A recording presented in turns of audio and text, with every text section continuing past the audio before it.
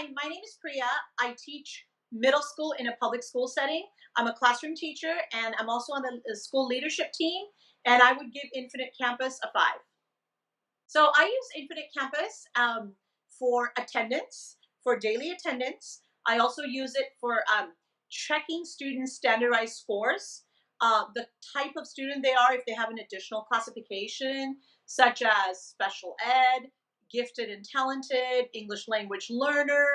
Um, and then also for demographic information, like if I want to look up a parent's email address, a phone number, an address, if I need to pass that on to, say, someone who's doing a home visit.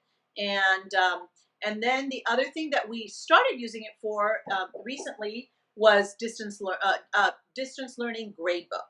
So now it's for my attendance, my gradebook, any background information on my students. So basically, it's using up, it's completing a lot of functions for us right now.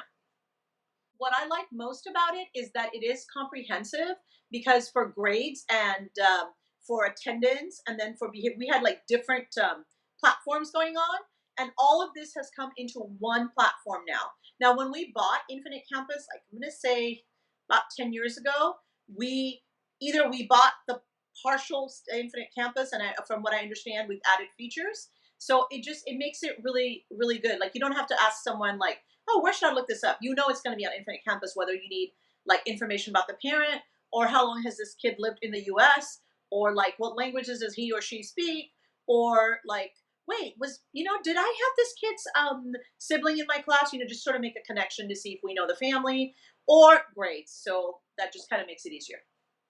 One of the things that concerns me, and this could simply be because this particular part of Infinite Campus is new to me, is we added the gradebook feature. So we're in distance learning right now. We have been since March of 2020, and so in the fall of August we added the gradebook feature.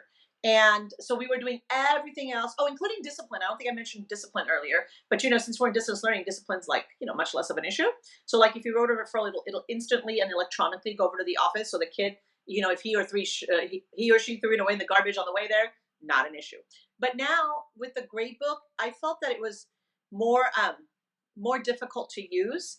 And so, for example, one of the features we were just talking about in our meeting this morning is you could take like an assignment, and I could post it to, say, 4 classes, right? And say, okay, they're all doing whatever, chapter 3 questions, section 2.